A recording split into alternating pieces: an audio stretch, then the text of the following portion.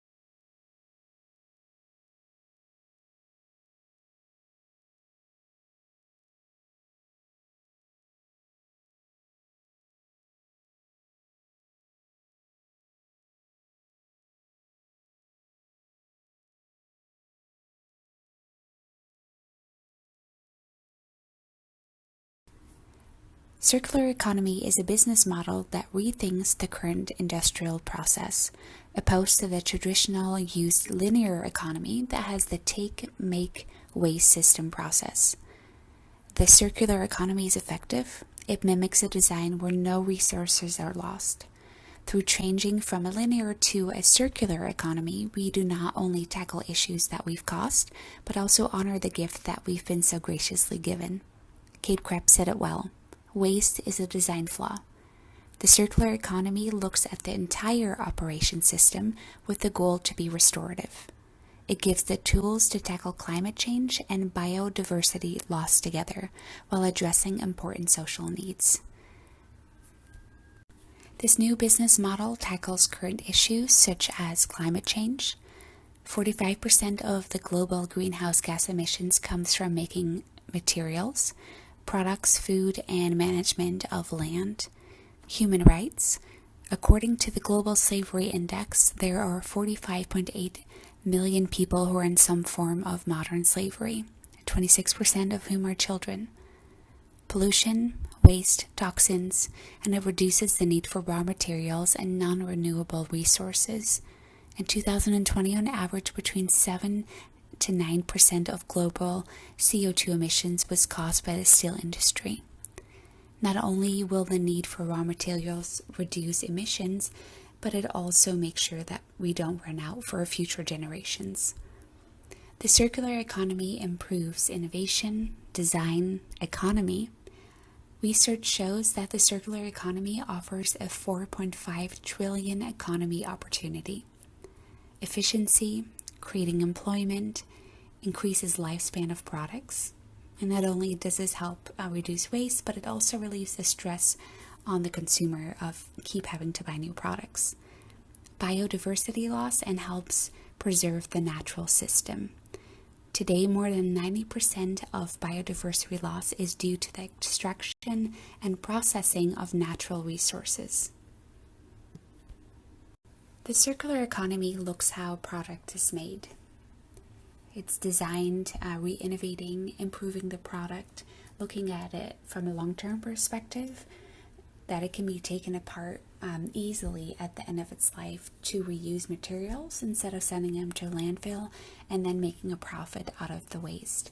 It looks at who made it, fair trade, looks at materials that are non-toxic, also manufacturing, distribution, and other environmental impacts, how it's used.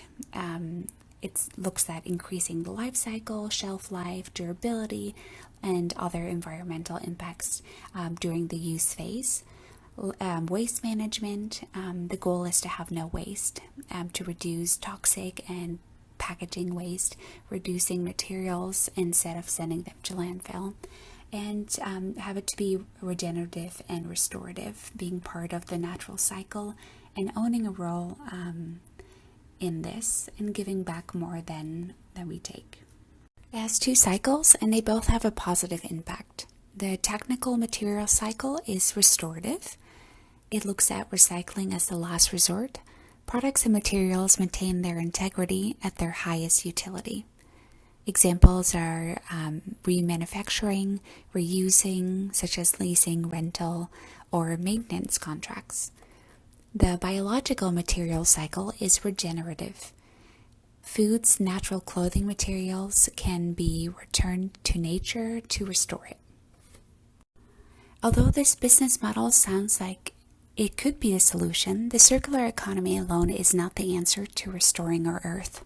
The burden of end of life of products is often still on consumers. This burden really should be on companies. When looking at this model, we need to remember the goal is not to be circular, but to be sustainable. According to circular economy, we need to watch out for circular washing. When companies put their efforts solely on increasing their circularity without the equally important priority of cutting environmental impacts, they enter the territory of the so-called circularity for circularity's sake. Some things that are concerning with businesses is that they rely on recycling alone. Companies are not educated on environmental issues or improvements, or do not hire experts to guide them. Greenwashing, no accountability, no third-party certification or auditing. Products have a short life cycle, either due to low quality or needing to be replaced because of updated versions they are producing. Human rights are not taken into account. Environmental and social issues in the supply chain are only looked at the first tier and not further. Microplastic waste isn't taken into account. Products are still toxic. Marketing has priority, valuing being hip and aesthetic over being sustainable. Using bioplastics or compostable items that cannot be composted by every consumer, or they don't educate their consumers on what it means to compost. The infrastructure for take-back is not set up for the amount that's being returned. TireCycle, its recycling company, just got sued for mislabeling. They misled consumers by not labeling that some of the recycling programs are not free. TerraCycle also has a limit on how much they can accept and have wait lists. On the consumer side, the burden of the returns is still on the consumer, being put on wait list, having to make trips to the post office or stores to do the right thing. Consumers are uneducated about sustainability, and a lot of companies use bioplastics or compostable materials in their packaging and don't educate consumers on how to dispose of them properly, and it will still end up in landfill. Or it's just simply too much work or confusing for consumers. For my case study, I wanted to look at a small business that has adapted the circular economy and is making some big changes. When I did start looking at some companies, I noticed that a lot of small companies don't have a sustainability report, third-party auditing or certifications or other ways to be held accountable, and just generally don't share as much as statistics and information on sustainability. I chose Sway. It's an LA-based sewing company and production shop. It was founded in 2017 by Lindsay Rose Medoff. She worked in the remake fashion industry for 18 years and is an organic farmer. Sway is a sewing shop and also sells products that they make. In 2017, they produced the Patagonia Recraft line. Their goal is to eradicate the massive amount of destructive waste and systematic injustices by the fashion industry.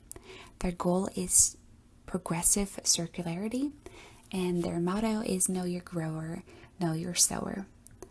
As our global community demands change from corporations, our dedication to design, coupled with drive for activism, is putting reclaimed products at the center of our social, economic, and environmental revolution.